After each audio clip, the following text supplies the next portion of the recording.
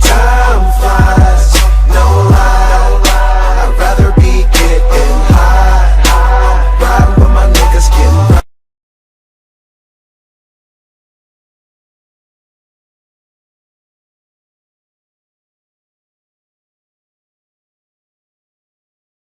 Fala aí, galerinha, aqui fala o Felipe. Fala, cara. A gente tá trazendo um novo vídeo aqui pro canal.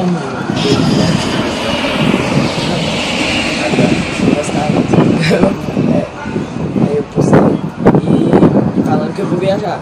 Aí a gente tá aqui, né? Tá aqui. Bom, a gente, hoje eu quero falar, né, hoje é aniversário dele, do Kevin, tá ficando mais velho.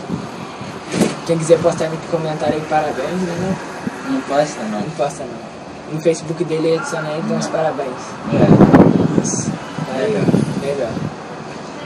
E hoje a gente vai começar com um novo tema mineiro. É boa e ruim. Chup-chup. Ah, é chup-chup. Eu chego aqui, eu peço chup-chup, né, não quero?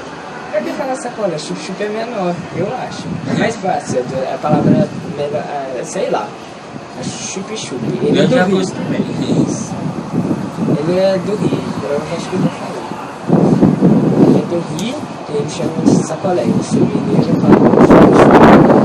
Tem essas diferenças. Acho que vocês percebem, do xuxis.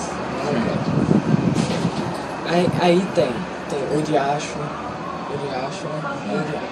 Tem o raio, tem essa tipo assim, essa ajuda um pouco, tá? Você tá lá na praia, assim, na boa, lá na manga, relax no durex. A gente tá em Cabo Frio. Isso, é assim, tá frio. Hoje o nome falou mesmo, tá frio. Aí a gente tá assim, aí tá trovejando. Aí vai lá e cai um raio, assim, aí o cara fala, o raio. É tipo o raio. Aqui. Será que vai aparecer?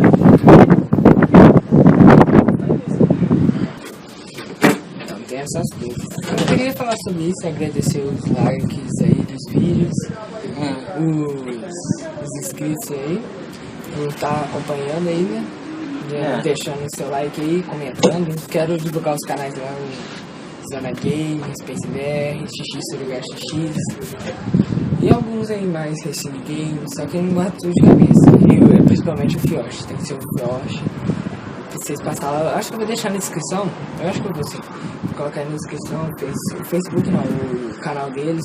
Aí vocês vão lá. Então, a gente não tá brincando muito porque a gente tá com sono. Bastante, muito.